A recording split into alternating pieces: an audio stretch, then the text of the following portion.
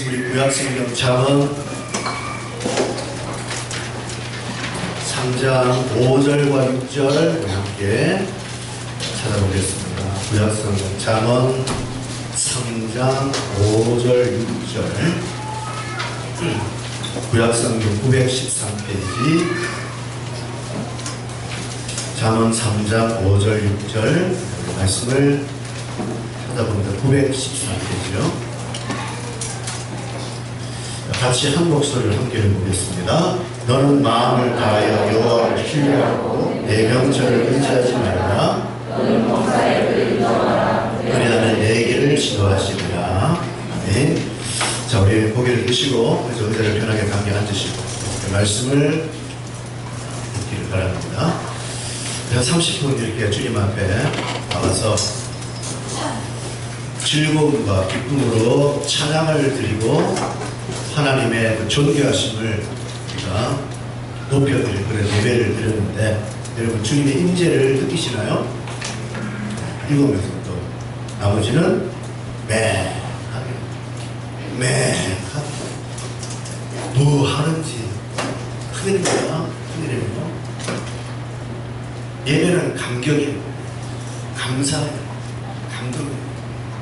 그거 좀 언제 그렇게 하냐? 그죠? 모르면 찾아. 매각이지 말고. 왜 매각이지? 이 귀한 시간에. 하나님의 생명을 누리는 이 시간. 제발 여러분, 교회 다니면 멍 때리고 다니지 마세요. 그걸 주님을 찾든지, 때려치든지, 차든지 더든지 해야 됩니다. 믿는 건지, 안 믿는 건지. 주님 제일 싫어요. 내가 내 칠이라, 토하야 내 칠이라. 차든지 더든지 하라. 믿으려면 똑바로 믿고, 안 믿으면 때려치워. 이게 주님 마음. 그 말은 믿지 말라는 얘기가 아니라 그 정도로 사생결단하고 주님 찾아다니는 거예요. 이렇게 기회를 주는데도 찾아요, 교회들이. 왜? 보고 살만하네. 보고 살만하지? 보고 살만하지? 안 찾는 거예요. 반드시 마지막 때 땅을 치고 구해한다는 거예요. 그날을 우리가 버림받지 않으려면 정신 똑바로 차려 신앙생활 했습니다. 신앙생활 장난하는 취미생활 아니잖아요. 우리 종교 아니잖아요. 종교. 그래서 마음의 위안으로 온 거 아니잖아요. 우리는 그러면 안 돼요. 여러분 정신 똑바로 서고 예수 믿고 바르게 여러분 하나님 섬기셔야 돼요. 지난주에 우리가 교회 설립 기념주일을 맞아가지고 해피데이 축제를 열어서 주의 이웃들에게 복음을 전하는 귀한 일들을 나눴습니다. 지난주에 제가 여러분과 말씀을 나눌 때 지난주 설교 제목 혹시 기억나시는 분? 행복한 만남이라는 제목을 통해서 도대체 기독교가 뭐냐? 기독교가 뭐냐? 그걸 내가 여러분과 나누셨죠? 사람들은 지금 이 세상을 살아갈 때 목자 없는 양과 같이 양은 목자가 없으면 도무지 못 가리죠. 어디로 가야 되는지, 내가 왜 사는지, 양이 뭐가 뭔지 몰라요. 목자 없으면 양은 끝이에요. 당장은 편하지만 갈 길도 모르고 맹수의 위협, 배고픔, 목마름, 추위, 어둠의 무서움, 정신 못 차려 죽는 거예요. 오늘 이 세상에 살아가는 모든 인간들은 목자가 없는 양과 같은 인생을 살아요. 왜 사는지도 모르고 어디로 가는지도 모르고 그냥 허둥이며 사는 거예요. 이런 목자 없는 양과 같은 인생을 사는 저와 여러분이 정말 행복한 삶을 살려면 바로 양이 목자를 찾으면 되잖아요. 목자만 만나면 목자만 따라오면 돼요. 야, 물 먹어, 물 먹고. 야, 풀 뜯어, 풀 뜯고. 야, 치러 가자, 치러 가고. 제일 행복한 삶 삽니다. 양이 행복하려면 목자를 찾으면 되는 것처럼 인간들도 인생이 행복하려면 인생의 창조주, 만물의 창조주, 우리의 주인 되신 하나님을 만나면 되는데 우리가 죄에 빠져서 하나님이 누군지를 몰라요. 그래서 우상을 섬기고, 부처를 섬기고, 나무를 섬기고, 돌을 섬기잖아요. 1월 성신, 별과 달과 신들을 막 섬기거든요. 그래서 하나님은 우리에게, 이 죄인된 인간에게 우리를 보여줘야 돼. 그걸 믿으니까. 그래서 그냥 오는 게 아니라, 하나님 그냥 오는 게 아니라, 구약이라는 성경이 이미 300번 이상 예언한 대로 이 땅에 내가 사람으로 올 거야. 근데 증거가 없으면 안 되잖아요. 그 증거를 보여준 게 300번 이상 하나님이 어떻게 태어나는지, 어디서 태어나는지, 어떻게 사셨는지, 어떻게 죽는지, 어떻게 부활하는지, 어떻게 예루살렘에 들어오는지, 어떻게 십자가 고난을 당하는지 그 예수님의 일생을 구약에 일어난 그대로 하나도 어둠이 없이 이 땅에 하나님이신 예수님이 오셔서 그 성경의 예언을 전부 다 이룬 거예요. 이것보다 명백한 증거가 어디 있습니까? 오늘 나중에 우리 성경공부하면 나오겠지만 청년들 체험도 물론 중요하지만요, 성경은 역사적인 사실, 과학적인 사실이에요. 이미 구약이라는 성경에 300번 예언된 대로 예수님이 그대로 사셨다고 그렇게 보여줄 때도 그걸 안 믿는 거는 죽어 마땅한 겁니다. 이거는 뭐 체험보다 더 확실한 사실 뭐냐? 하나님의 말씀을 통해 계시하잖아요. 300번 이상 예언된 대로 봤다는 거예요.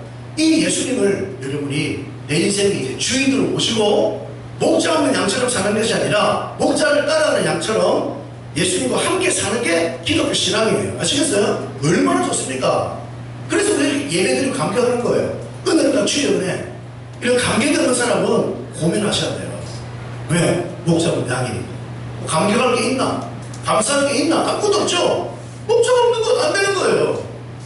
우리는 그걸 알기 때문에, 그걸 경험하기 때문에 이렇게 기쁘고 즐겁게 목사가 뭐 나이가 54살에 기타 치고 이게 뭔 짓이야 이게? 이렇게 기쁜 거예요. 행복한 거예요. 그 예수님을 모시고 사는 게 기독교 신앙입니다. 그래서 우리는 행복한 만남을 가지셔. 여러분은 이 자리에 행복한 만남을 가질 수 있는 지금 계속 기회를 주는데도 귀를 안 기울이고 마음을 안 열고 사모하지 않을 때는 행복한 만남이 안 되겠죠? 근데 좋다. 행복한 만남을 가졌어요. 드디어 이제 내가 예수님 주인으로 모셨습니다. 그러면 행복한 만남을 가졌으면 반드시 뭐가 와야 되냐면 행복한 생활이 돼야 되잖아요. 행복한 인생이 돼야 되잖아요. 그죠? 행복한 만남을 가졌어요. 그럼 행복한 인생, 행복한 삶이 돼야 되는데 이게 문제예요. 예를 들어서 보세요. 한 남자와 한 여자가 소개를 받아서 이제 소개팅을 했습니다. 근데 중간 받다 보니까 막 얘기가 막 통하고 마음에 들어요. 그래서 둘이 이제 사귀기로 하고 사귀어보니까 남자도 여자가 너무 마음에 들고 여자도 남자가 마음에 드는 거예요. 두 사람이 꿀송이 같은 사랑을 하기 시작합니다. 그럼 옆에서 우리가 지켜볼 때 그 사람 보고 뭐라고? 야, 행복한 만남이다 그래요? 재수없는 만남이라 그래요? 뭐라 그래요? 야, 참 부럽다. 행복한 만남이다 그러죠? 자, 이런 행복한 만남을 가진 남자가 사랑이 무르익으면 이제 뭘 하겠습니까? 그렇죠. 결혼하겠죠? 양가지만 인사하고 결혼합니다. 왜? 결혼을 왜 해요? 행복한 만남을 가진 사람이 왜 결혼해요? 왜 같이 살아요? 그렇지? 행복한 생활이 된다고 믿으니까 하는 거 아닙니까? 그래 안 그래요? 불행한 생활에다 결혼하겠어 안 하겠어요? 절대 안 합니다. 행복한 만남을 통해서 내가 결혼하면 이 사람과 행복한 인생, 행복한 생활이 되리라는 확신을 가지고 결혼한단 말이에요. 자, 근데 실제로 우리 주위에 보면 행복한 만남을 가진 사람이 행복한 생활을 하는 경우가 훨씬 많아요, 적어요? 훨씬 적어요. 없지는 않지만 분명히 행복한 만남이라고 생각하고 결혼해서 살아보니까 이게 도둑놈이네, 이거 남자가. 에? 집안일 돌보지도 않고 밖으로 싸돌아다니고. 그래서 내가 속았구나. 내가 미쳤지. 행복한 인생, 행복한 생활이 안 되는 경우들이 후지기술입니다. 왜 제가 이 얘기를 드리냐면 하나님과의 관계도 마찬가지예요. 신앙생활 똑같아요. 우리가 이제 지난주 말씀을 통해 기독교가 이런 거구나. 그 다음 교회 나와서 위로 얻고 우리 자기 개발하고 교회는 복지단체, 봉사단체 이런 게 아니라 그랬죠. 그건 아주 부분적인 지역적인 것이고 교회는 뭘 가르치느냐? 하나님과 함께 사는 삶을 가르치는 것이요. 하나님을 보여주는 것이에요. 근데 좋다는 내가 예수님 믿었어요. 예수님 영접했어요. 근데 문제는 뭐냐면 예수님을 만나서 행복한 만남이 되었으면 행복한 생활, 행복한 인생이 되어야 되는데 실제로 그렇지 못한 경우가 우리 결혼생활과 똑같은 부지기수예요. 지금 여러분마다 솔직하게 한번 여러분 스스로 자문자답 해보세요. 나 행복하다. 예수님 믿고 정말 나 행복합니까? 행복한 인생이 되세요? 이런 스스로 자문자답 해보세요. 거의 대다수가 행복 안 합니다. 행복하지 않아요. 많지 않아요. 그래서 오늘 우리는 이 하나님과의 행복한 만남이 왜 행복한 생활이 되지 못하는가? 왜 행복한 인생이 안 되는가? 그 이유는 도대체 무엇이며 어떻게 해야지 행복한 만남이 행복한 생활로 이어지는지를 오늘 말씀을 통해 함께 답을 찾아보겠는데, 자, 우리 먼저 5절 말씀을 다시 한번 읽어봅시다. 5절 시작. 너는 마음을 다하여 여호와를 신뢰하고 내 명철을 의지하지 말라. 자, 명철이라는 뜻이 무엇입니까? 명철 무슨 뜻이에요? 명철 어디 가셨어요? 명철. 어디 갔어요? 명철. 자, 명철이 무슨 뜻입니까? 어떤 뜻이에요? 명철. 들어봤어? 안 들어봤어? 자, 명철 한번 때려잡아 보세요. 이환수입니다. 명철. 어렵게 생각하지 말고 항상 성경 쉽습니다. 자, 그렇지. 지혜. 명철이라는 말은 뭐냐면 사람이 갖고 있는 총명함, 지혜로 이런 것들을 우리가 명철이라고 그래요. 좋은 뜻이 나쁜 뜻이 굉장히 좋아요. 오죽하면 우리 김명철 집사님 아버지가 명철을 그 마음 이름 가운데 환수도 있고 남들도 있는데 왜 명철이라는 이름을 지으셨어요? 왜? 그만큼 명철이 좋은 뜻이기 때문에 사람이 가지고 있는 아주 총명스러운 사리 분별이 명확한 이런 것들이 명철의 뜻이거든요. 근데 오늘 말씀해 보시면 이상하게 이 명철이라는 단어가 긍정적인 의미로 사용됩니까? 부정적인 의미로 사용됩니까?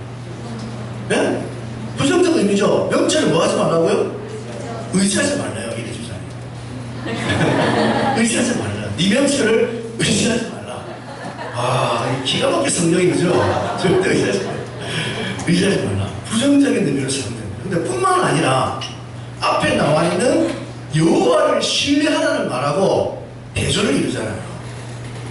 여호와를 신뢰하는 좋은 의미잖아요. 긍정적 의미인데 여호와를 신뢰하고 이 명철을 의지하지 말라라고 여호와를 신뢰하는 삶과 명철을 의지하는 삶이 대조를 이루고 있다는 얘기예요. 왜 그러냐면 자, 잘 들어보세요.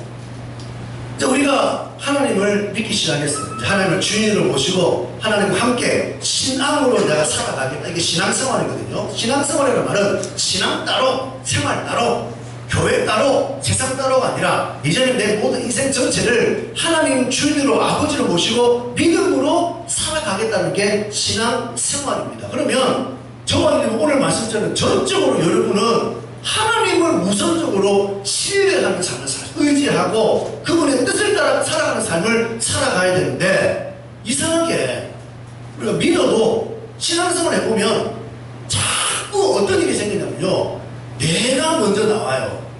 내 의지와 내 생각이 앞서고 내 힘과 내 노력으로 살아가고 내 고집과 내 주장으로 살아가고 내 지혜와 내 명철로 살아가고 내 뜻과 내 의지로 살아가는 경우들이 너무너무 많습니다. 이상하게 자꾸 먼저 내가 가지고 있는 힘과 노력, 내 생각, 내 판단, 내 고집, 내 의지 이것들이 먼저 작동이 되더라고요. 맞아요? 틀려요? 맞죠? 믿어도 신앙 고백, 예수님 영접하고 이제 신앙생활을 해도 어떤 문제가 찾아오고 일이 생기면 하나님을 신뢰하는 게 우선이 아니라 내 생각, 내 의지, 내 판단, 또 내 고집, 내 이런 내 뜻, 내 지혜, 내 명철 이런 것들이 자꾸 여러분 앞서게 되더라고요. 그러니까 어떤 일이 생기냐면 내 주인 되신 하나님과 충돌이 생길 수밖에 없잖아요. 하나님은 이제 나 의지하고 살라고 우리 부르셨는데 너 이제 나와 의논하고 내 뜻을 따라 살아가야 된다고 부르셨는데 우리는 자꾸 문제 앞에서 살아가다 보면 하나님께 묻고 하나님의 뜻을 구하는 것보다는 내 의지, 내 고집, 내 경험, 내 생각, 내 지혜, 내 명철을 의지하고 사니까 함께 사는 하나님과 충돌이 생길 수밖에 없는 거잖아요. 그죠? 자, 예를 들어서 고아원이 여기서 고아원이 딱 있는데 아주 마음씨 좋은 부자 아저씨가 자식이 없어요. 재산이 엄청 많은데 이 고아원을 쭉 이렇게 둘러보다가 괜찮아요. 키도 뾰족하고 모델같이 생겼고 얼굴이 약간 아니지만 그래도 키가 아주 잘 얘를 내가 내 아들을 삼겠습니다. 그래서 이제 탁 얘기하는 이름이 뭐니? What's your name? 이름 뭐? 송교요. 그래 이제 얘를 내 아들을 삼겠습니다. 그래가지고 이제 이름 다 개명하고 고적을 바꿔서 박이우는 이제 집에 데려갔어요. 서울에 아주 부자가 사는 삼천동 은유리한 저택 450평짜리 저택. 우와, 집이 마당에 운동장이 잔디가 쫙 깔려요. 딱 들어가면 분수가 확 올라오고 파워난 집이에요. 와, 그들은 살아갑니다. 이제 박기훈으로 자 이제 살아가는데 그럼 90년 양저로 들어가면 나름대로 룰이 있을 거 아닙니까? 아버지가 이제 자식인데 바라는 뭐 생활이 있잖아요. 자, 이 집의 룰이 뭐냐면 기훈아, 이제 아침에 우리 6시에 기상해서 아빠랑 밥 먹고 밥 먹고 씻고 난 다음에 7시에 아빠랑 밥 먹고 학교 갔다가 우리는 항상 저녁 8시에 아빠랑 저녁 티타임을 갖는단다. 그래서 특별한 일이 없으면 우리 아빠랑 티타임 가고 대화를 많이 나누자라고 남들 누리단 말이에요. 근데 이 아이가 이제 아침에 눈 뜨면 일어나기 싫은 거예요. 어떻게 6시 일어나요? 7시 못 일어나는데. 그 일하는 아줌마한테 나 밥 안 먹어요. 나 잘래요. 학교 8시에 가면 8시 5분 전에 학교를 가는 거예요. 이게 자꾸 반복되고 있어요. 아버지랑 충돌이 안 생겼습니까?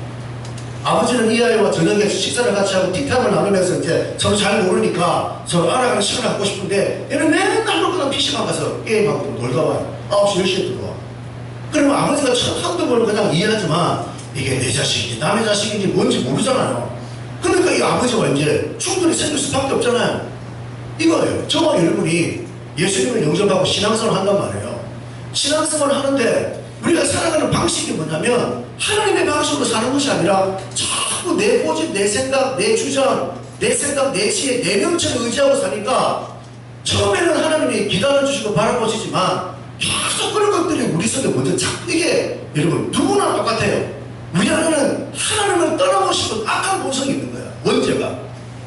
아담도 하나님 등지고 사는 거잖아요. 하나님 필요 없어. 나는 독립적인 존재가 될래. 신을 의지하고 신을 믿고 신 의지하고 신 속에 다스리는 사람이 아니라 내가 내 인생의 주인 되는 이게 원죄거든요. 그런 원죄가 우리 속에 있기 때문에 아버지를 믿어도 끊임없이 우리는 하나님을 신뢰하는 것보다도 내가 먼저 나오는 게 우리의 구조예요. 우리 사람의 구조예요. 죄인의 구조이기 때문에 그렇게 살아가면 결국 하나님과 여러분 트러블이 생길 수밖에 없는 거예요. 그리고 어찌 행복한 생활이 되겠습니까? 자꾸 부딪히고 믿음의 조상 아브라함이 하나님 앞에 큰 복을 받잖아요. 그 당시에 아브라함의 가정에 자식이 없어요. 자식이 없는 것은 고대 사회에 얼마나 큰 수치입니까? 하나님이 아브라함에게 내가 너에게 자녀를 주겠다. 와 너무 감사한 거예요. 부린 가정인데 근데 10년이 지나도 자식이 안 생기네요. 아브라함과 아내 사라는 자꾸 나이가 들어갑니다. 이제 뭐 자연적인 나이를 볼 때 아브라함의 아내 사라는 거의 생리가 끊어질 시기가 다가왔어요. 그러면 여자가 생리가 끊어지면 임신이 돼야 안 돼요? 안 되죠? 너무나 명백한 사실이에요. 그런데 아브라함이 다급해지죠. 어떻게 하지? 어떻게 하지? 자식을 준다고 약속했는데 이제 올해 내년에 당신 생리 끊어지면 큰일인데 라고 이제 서로 고민할 거 아닙니까? 이때 아브라함의 아내 사라가 여보 그런 게 아니라 당신 여종 하갈과 같이 동침을 해서 아들 낳았어요. 아들 낳았어요. 그래도 괜찮을까? 그 하나님 준다 해서 주시겠죠.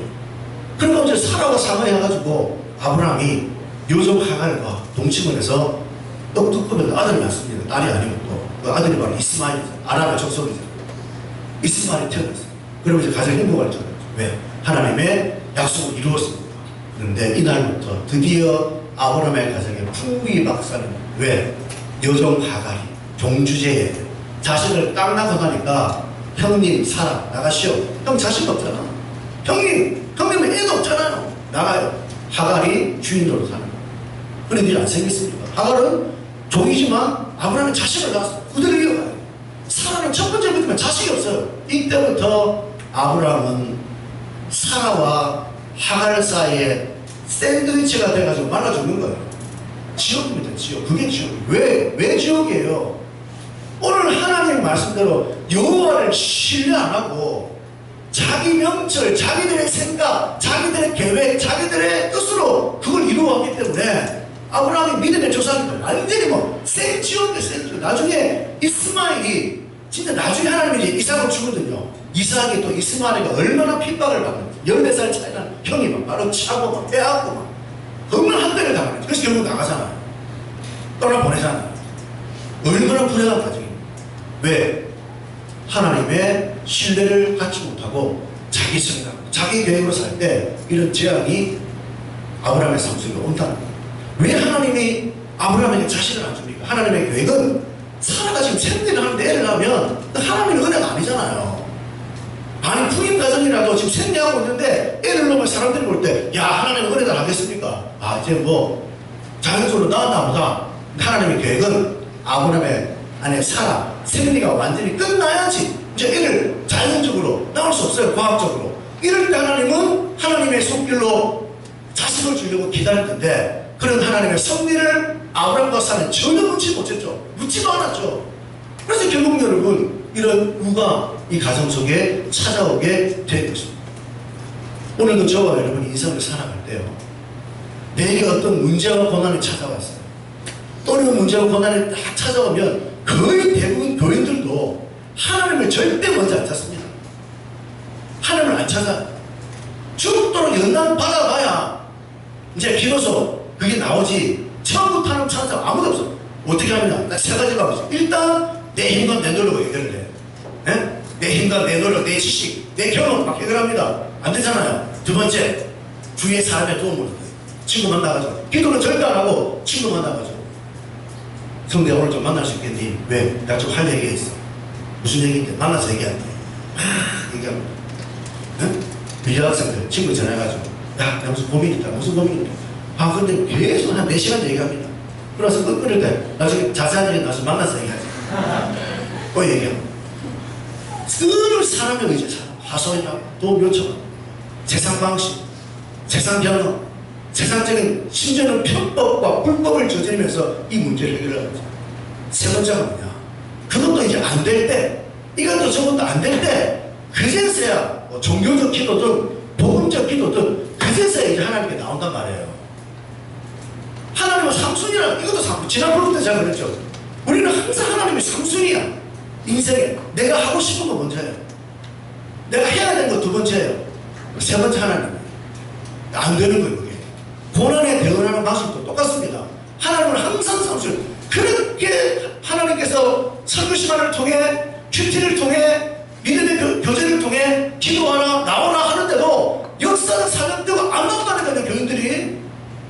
절대 안 나옵니다. 그리고 사람의 힘과 노력으로 해결하라고. 안 되면은 친구의 도움, 사람의 도움을 받고 세상 방식, 술 먹고 해롱해롱하고 이렇게 살아가요.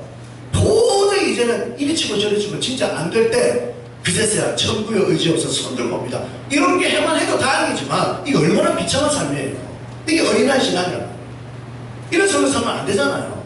하나님의 삼순위가 되면 안 되고 문제와 고난이 오면 즉각 엎드리라는 사인이구나. 하나님이 나를 만나주시려고, 내가 하나님에 대한 경험을 얻게 하기 위해서 하나님은 나에게 고난을 주셨구나. 무조건 불금집회, 새벽기도, 수요예배, 금요일기도에 개인기도 하나님께 나와서 하나님을 바라봐야 되겠다. 이런 마음을 가질 때 하나님이 은혜를 주신다.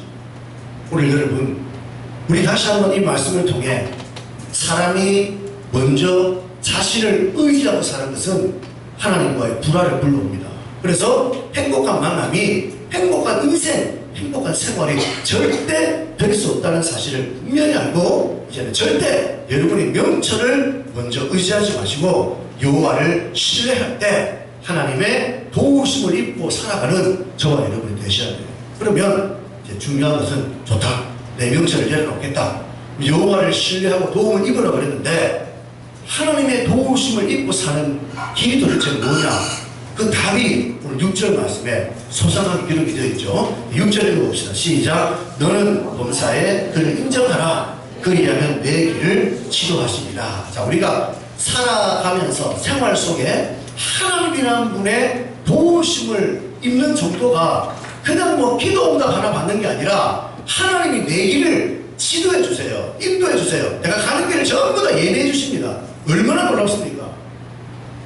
그죠? 예를 들어서 우리가 서울에서 부산을 가는데 길을 몰라. 근데 어떤 사람이 서울역 가서 뭐 타고 이렇게 얘기하는 게 아니라 하나님 함께 가주세요. 돈도 내주고 길도 가르쳐주고 얼마나 좋습니까? 내 길을 하나님이 친히 인도해 주시는 그 답이 뭐냐면 바로 오늘 말씀에 너는 범사의 all circumstance, 모든 상황 속에서 하나님을 하나님으로 인정하기만 하면 하나님이 네 인생길을 하나하나 전부 다 인도해 주시겠습니다. 우리는 인생의 전후좌우를 모르거든요. 당장 5분 후에 10분 후에 무슨 일이 날지 모르지만 우리 인생의 전후좌우를 다 아시는 전능하신 하나님이 저와 여러분의 인생길을 인도하는 삶이 얼마나 감사합니까? 그 은혜를 누릴 수 있는 길은 뭐냐? 범사의 모든 상황 속에서 여러분이 내가 믿는 하나님을 하나님으로 인정하는 고백과 인정하는 삶을 살면 하나님의 그 믿음을 보시고 여러분의 인생을 인도해 주시게 돼요. 그래서 이런 삶은 얼마나 행복해요. 하나님 다 인도해 주는데 이걸 여러분이 누리고 살 때 인생이 행복한 인생, 행복한 생활입니다. 여러분 지금부터 잘 들어. 이거 이론, 제가 만약에 이론이잖아요. 이게 이론이에요. 만약에. 그럼 저는 사기꾼입니다. 그렇잖아요. 그렇잖아요. 사실도 아니고 말뿐인데 제가 그걸 여러분에 지금 전한다면 목사는 완전한 사기꾼이에요. 그렇죠? 이론 아니에요. 지금도 많은 사람들은 그냥 이거 듣기 좋은 얘기를 듣습니다. 천상의 얘기 아니에요. 이 땅의 얘기. 여러분이 이렇게 살면 인도받는다는 거죠. 왜냐면 되지만 저는 부족하지만 그나마 이런 것들 너무 많이 경험했기 때문에 자신있게 얘기할 수 있어요. 오해하지 마세요. 제 자랑 아닙니다. 이 말은 제가 왜 하느냐, 이게 사실이라는 얘기예요. 아시겠어요? 절대 이론이나 관념이나 철학적인 얘기가 아니라 실제 이 땅에서 이루어지는 게 뭐냐, 오늘 여러분이 삶 속에 모든 상황 속에서 내가 믿는 하나님이라는 분을 바르게 알고 그 하나님이라는 분을 하나님으로 인정하는 기도와 인정하는 삶을 살면 하나님이 여러분의 인생을 인도하게 되는 겁니다. 예를 들면 여러분 요셉이라는 사람은 요셉이라는 사람이 형의 미움을 받아서 애굽에 노예로 팔려가잖아요. 제가 항상 예를 많이 들죠. 임마누엘의 사람 요셉.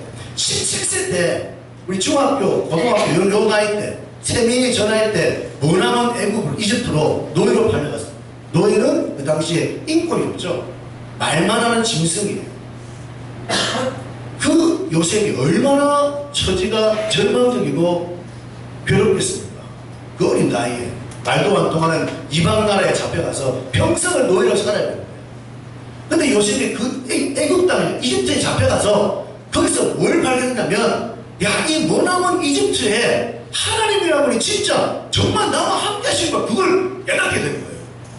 아버지 집에서 야곱 밑에서 아버지의 편애를 받으며 살 때는 호의호식하고 뚱뚱거리고 사니까 하나님을 찾지를 않았어요. 하나님의 백성인데도.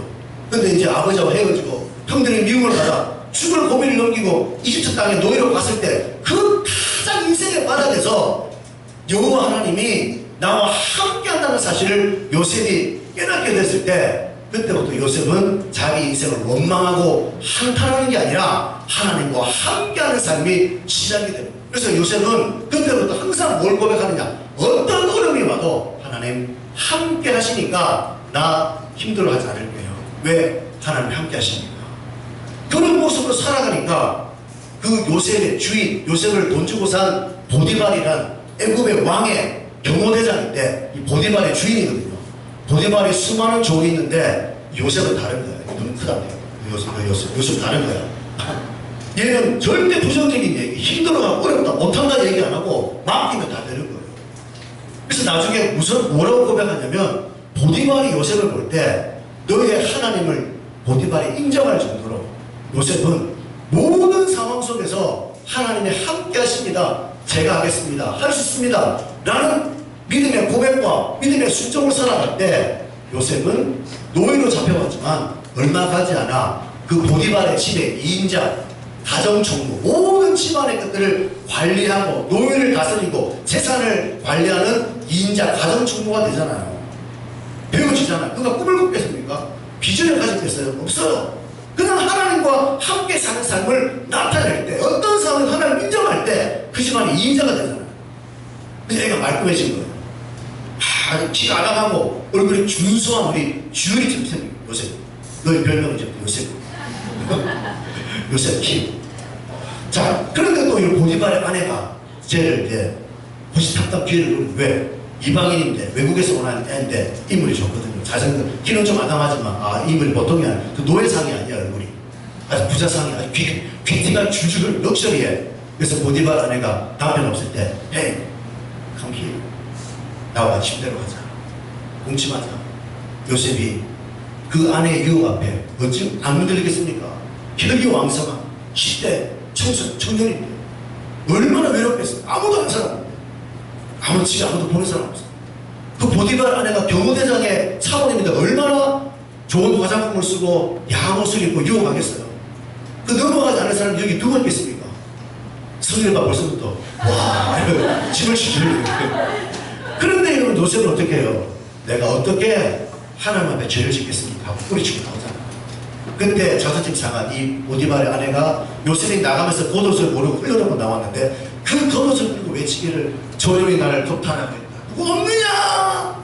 저 노예놈이 나를 겁탈하겠다라고 소리쳐서 누명소 감옥 들어가잖아요. 얼마나 그래요? 믿음으로 뿌리치고 나오는데 감옥에 들어갔습니다. 보디발이 화가 나서 여러분 당장 쳐넣어가지고 감옥에 들어갔어요. 얼마나 불평불만 하겠습니까? 근데 요셉은 거기서도 뭐라고 하느냐? 하나님이 함께 계셨더라. 요셉의 마음속에는 감옥에 들어가도 그 속에도 하나님 함께 계신데 뭐 어때? 하나님 인생 책임질 거야 하는 믿음으로 들어갔다는 얘기예요. 근데 어떤 일이 벌어졌냐? 그 감옥에는 강간범, 살인범 이런 사람이 들어온 감옥이 아니라 시민대장, 경호대장이 관리하는 감옥이니까 그 경호대장 감옥 안에는 전부 다 이집트의 관리들, 장관들, 장군들, 정치범들 아주 고급 관리들이 그 감옥에 들어와 있어요. 요셉이 거기서 어떤 은혜를 입냐면 요셉이 또 거기서 믿음으로 사니까 낙심하고 좌절하고 슬퍼하는 것이 아니라 아주 당당하게 살거든요. 교도소장이 딱 눈치가 봤거든. 야, 너 일로 와봐. 야, 너 참 내 성실해 보인다. 너 앞으로 교도소 안에 죄수들을 돌보는 일을 좀 해. 빨래도 해주고 밥도 갖다 주고 그 일 맡기는 거예요. 요셉이 죄수로 들어갔지만 그 교도소 방방을 다니면서 그 정치범들을 섬기는 시종이 되는 거죠. 그러면서 만 2년 동안 요셉이 그 안에서 그 수많은 전직 장관, 전직 장군, 관리들을 만나서 얘기하면서 거기서 뭘 배우냐? 이집트의 정치, 이집트 역사, 이집트 전쟁, 전술 싹 배웁니다. 그래서 만 2년 후에 꿈을 딱 현몽해가지고 요셉이 이집트의 총리가 되잖아요. 요셉이 뭐 꿈을 꿨겠습니까? 나 총리 되고 싶어요 하나님. 교도소에 하루에 2시간씩 기도했으니까 한 번도 요셉은 하나님 나 총리 시켜줘라고 기도해본 적이 없어요. 그런 꿈도 몰라요 자기는. 요셉을 꿈장이로 하는데 그런 꿈이 아닙니다. 그런 꿈이 아니에요. 나중에 형들과 아버지가 자기 앞에 절한다는 꿈이지 지가 총리가 된다는 꿈을 꼭 본 적이 없어요. 그런데 보세요. 하나님을 인정하니까 하나님이 요셉을 보디발의 집에 2인자로 세우고 애굽이라는 그 세계 최강대국의 2인자 총리로 세우지 않습니까? 이게 뭐예요? 하나님을 하나님으로 인정하면 되기를 지도하시리라. 이 말씀이 그대로 여러분 이게 이론이 아니라니까요. 관념이 아니라니까요. 이게 실체가 돼야 돼요. 여러분의 삶에 체험이 와야 돼요. 그래야 예배 드릴 때 감동이 나오죠. 감사가 나오죠. 감격이 나오죠. 이런 게 없는데 무슨 감동이 나오겠어? 아무리 뭐 시작되는데 뭐가 시작됐는데 은혜가 뭔데 아무것도 모르잖아요. 이런 거 실험이 아닙니다. 하나님을 체험하는 거 만나야 돼요. 에이브라함 링컨 미국의 16대 대통령이 남북 전쟁할 때 이런 얘기를 자주 했습니다. 우리는 하나님이 우리 편이 되기를 원하는 게 아니다. 모든 사람이 여러분 전쟁할 때 그런 마음 갖잖아요. 하나님이 우리 편이 되시고 심지어 한국과 일본이 축구할 때도 한국과 영국이 축구할 때도 한국과 미국이 축구할 때도 우리는 항상 하나님께서 우리 한국 국가 대표팀을 도와주세요라고 우리 편이 되었다고 기도하죠. 그러면 미국이 그렇지 않으면 어떻게 합니까? 영국이 그렇지 않으면 어떻게 해요? 하나님 우리 영국 편이 돼요. 하나님은 제일 힘든 게 그거예요. 하나님은 제일 힘든 기도가 뭐예요? 축구할 때 하나님 우리 편 되어주세요. 저쪽에서 그렇지 않아요. 저 장본인이 막 있어. 누구 편을 돌아줘야 돼요? 그런 기도를 하는 거예요. 뭐하다 갑자기 얘기를 하지? 에이브라함 링컨은 뭐라고 하냐면 하나님이 우리 편이 되어주길 바라지 말고 내가 하나님 편에 서 있는가를 고민하면 된다는 거예요. 지금 여러분이 살아가는 삶이 하나님 안에서 하나님 속에서 하나님과 함께 하나님 편에 서서 지금 살아가고 있는가만 고민하면 하나님은 우리를 도울 수밖에 없다는 얘기죠. 근데 이제 우리의 문제는 뭐냐? 항상 우리의 실수는 모든 문제와 고난 앞에서 항상 내가 먼저 생각해요. 내가 먼저 행동해요. 내가 먼저 말해요. 이제 안 되는 거예요. 그래서 여러분 지금부터 뭘 해야 되면 이런 생각. 어떤 고난, 문제, 선택, 기로에서 그냥 집에 가야지. 이거 해야지 하지 말고 하나님이라면 여기서 어떻게 할까? 예수님이라면 어떻게 생각하실까? 그것들을 항상 여러분이 묻고 거기에 순종하는 것이 하나님을 하나님으로 우리가 대접하는 하나의 방법이 될 수 있다는 거예요. 프랑스의 영웅 나폴레옹이라는 사람 아시잖아요. 불가능은 없다라고 말하는 사람. 이 나폴레옹이 하루는 자기 부관을 데리고 시골 마을을 지나게 되었는데 자기의 신분을 숨기고 평민복을 입고 어떤 이제 이 임무를 수행하기 위해서 시골 마을을 지나게 되다가 이제 시골 마을에 있는 어떤 호텔, 레스토랑에 식사를 하러 들어갔습니다. 식사를 들어갔는데 이제 아주 꽤 비싼 음식을 시켰어요. 그래서 부관과 함께 평복을 입으니까 웨이터도 주인도 나폴레옹인지 전혀 모르죠. 그래서 평민복을 입고 이제 밥을 꽤 비싼 음식을 맛있게 먹었어요. 그래서 계산하러 나가려고 하는데 지갑을 안 가져온 거예요. 그래서 나폴레옹이 부관에게 야, 네가 지금 계산해라, 돈 줄게. 부관도 지갑을 안 가지고 왔어요. 그래서 이제 웨이터를 불렀어요. 나폴레옹이 정중하게 대단히 죄송한데 우리가 지나가는 길이라 잠시 들렀는데 지갑을 안 가져왔다. 이제 1시간 후에 너를 좀 갖다 드리면 안 되겠냐라고 정중하게 부탁을 하니까 웨이터가 사람이 굉장히 젠틀하게 이렇게 얘기하니까 그래 알겠습니다. 그러고 이제 사장한테 얘기를 하러 갔어요. 사장한테 이렇게 얘기를 하니까 사장이 막 화를 내면서 야, 이 자식아 누굴 믿어? 안 돼! 막 오더니 아니 요즘 당신들 보니까 여기 다니면서 비싼 식당에 들어와 고급 음식 먹고 배째라는 놈들이 많은데 당신 먹고 안 돼요. 당장 돈 내놔. 주인 노발대발 하는 거예요. 그러니까 이제 웨이터가 상당히 당황스럽죠. 자기는 알겠다 그랬는데 또 주인은 뭐 못 믿고 노발대발 하니까 웨이터가 이 주인에게 주인 사장님 제가 돈을 지불하겠습니다 하고 이제 웨이터가 자기 지갑에서 음식값을 지불했어요. 지불했으니까 사장님 뭐라고 했어요? 가라 그랬죠. 그러면 이제 웨이터가 말하기를 가시거든 1시간 내로 빨리 갖다 주세요 하고 보냈습니다. 나폴레옹과 부관이 나왔어요. 정확하게 1시간 후에 부관이 돈을 가지고 와서 웨이터에게 돈을 주고 사장을 불렀어요. 사장을 왜요? 당신이 호텔 얼마야? 호텔 얼마야? 그랬더니 사장이 한 말이에요. 얼마면 어쩌라고? 살라고? 사겠으니 얼마야? 이 사장이 산다니까 엄청 시가보다 비싸게 3만 프랑이요. 그랬어요. 그 자리에서 부관이 3만 프랑 주고 호텔을 샀어요. 나폴레옹 지시를 받아가지고 웨이터를 딱 부르더니 웨이터에게 이 집을 딱 주면서 아까 오신 분은 사실 나폴레옹이다. 나폴레옹께서 당신이 믿어주는 것을 보고 말씀하시기를 그가 나를 믿었으니 이 호텔을 사고 주라고. 믿어준 거죠. 이 사람 나쁜 사람 아니다. 괜찮은 사람이다. 믿어줄 때 나폴레옹부터 어마어마한 상을 받은 거예요. 바로 이겁니다, 여러분. 우리가 신앙생활이라는 것은 교회를 다니고 예배를 드리고 기도하고 정성을 들여서 복을 받고 잘 살고 이런 것이 아니라 저와 여러분의 삶에 어떤 상황, 어떤 순간에도 약간 표현은 좀 어색하지만 하나님으로 믿어주는 거예요. 이쪽 우리 쪽에서 제가 표현하니까 믿어준다는 표현이 좀 어감이 이상하지만 이해하기 쉽게 해서 하나님으로 믿어주면 돼요. 하나님이라는 걸 하나님으로 믿어드리세요.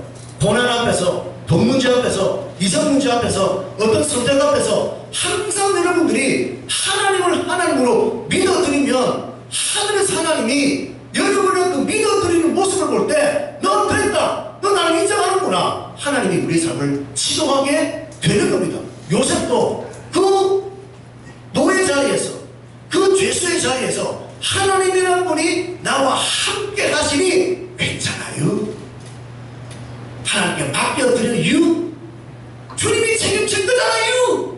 믿어드릴 때 하나님이 요셉의 믿음을 보고 인도하잖아요. 기도원이 여러분 전쟁을 하는데 미디안과 싸우는데 물론 처음부터 기도원이 그렇게 믿음이 좋았던 건 아니죠. 얼마나 걱정입니까? 기도원의 사람.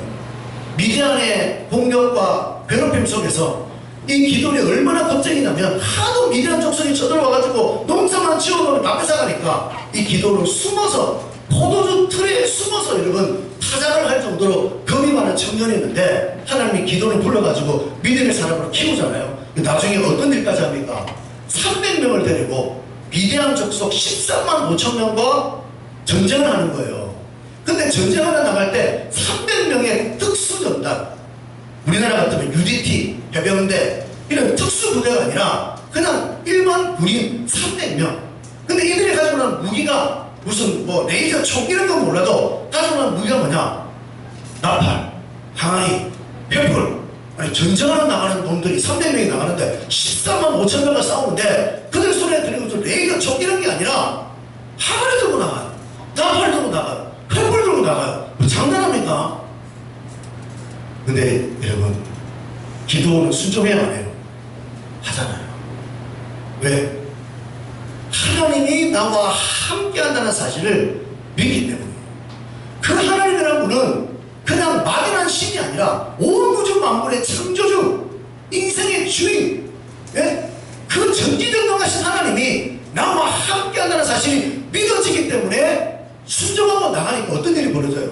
하나님 빼고 나팔 불고 횃불 들고 나가니까 그 밤에 미대한 진영에 자중질환이 일어나가지고 서로 죽이고 싸우고 깜깜한 밤에 난리가 나서 14만 5천 이기는 어마어마한 기적을 기도는 체험하잖아요. 왜 그래요? 기도는 그 전쟁이라는 문제 앞에 하나님을 하나님으로 인정하니까 그 인생이 되어줄 수밖에 없다는 거예요. 오늘 저와 여러분 마찬가지입니다.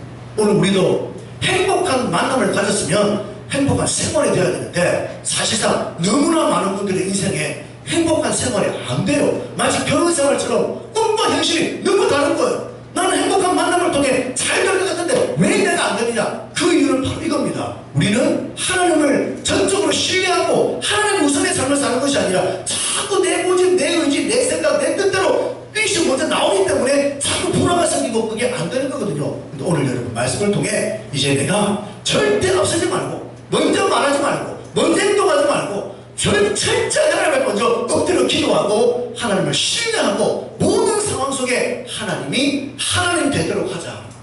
이걸 여러분이 믿으면 돈 앞에 정직할 수 있어 없어요? 있잖아요. 누가 100억을 준다 해도 하나님은 100억보다 더 크신 분이에요. 그러면 우리는 돈 앞에 정직할 수 있어요. 원수만 나를 힘들게 만들어도 하나님은 원수를 때려 부실 수 있는 분입니다. 하나님은 뭐라고 했어요? 내가 원수를 갚아줄게. 네가 원수 갚지 마. 너는 원수를 사랑하고 선대. 하나님이 갚아준대요. 그 전능자가 갚아주면 우리는 원수를 사랑할 수 있잖아요. 고난에 왔어요. 하나님을 믿으면 고난 앞에 인내할 수가 있잖아요. 왜? 요셉을 보세요. 그 고난 속에 믿음으로 사니까 정말 복되지 않습니까? 그 하나님이 내 하나님이라면 우리 고난 앞에 인내할 수 있거든요. 그게 바로 뭐냐? 하나님을 하나님으로 인정하는. 이럴 때 하나님은 우리 인생을 반드시 복되게 지도하신다는 사실을 다시 한번 깨달으시고 오늘 말씀을 통해 저와 여러분 내가 행복한 만남을 통해 행복한 생활을 꿈꿔왔지만 지금 나는 행복한 생활, 행복한 신앙, 행복한 인생인가 아닌가 여러분 다시 한번 우리 자신을 돌아보고 왜 내가 행복한 신앙, 행복한 생활이 되지 않느냐 그 이유는 바로 내가 오늘 말씀처럼 여호와를 신뢰하기보다 사실은 내가 앞서기 때문에 내가 내 명철을 의지하기 때문에 이런 우리의 무지와 어리석음을 우리 여러분 회개하고 다시 한번 범사에 하나님을 하나님으로 인정하고 고백하고 살아갈 때 우리 아버지의 인도와 지도를 받으며 사는 가장 행복한 인생의 주인공 되시기를 주의 이름으로 축원합니다. 여러분 이 시간 주신 말씀 가지고 함께 기도하기를 원하는 것은 자, 오늘 말씀을 통해 우리 자신을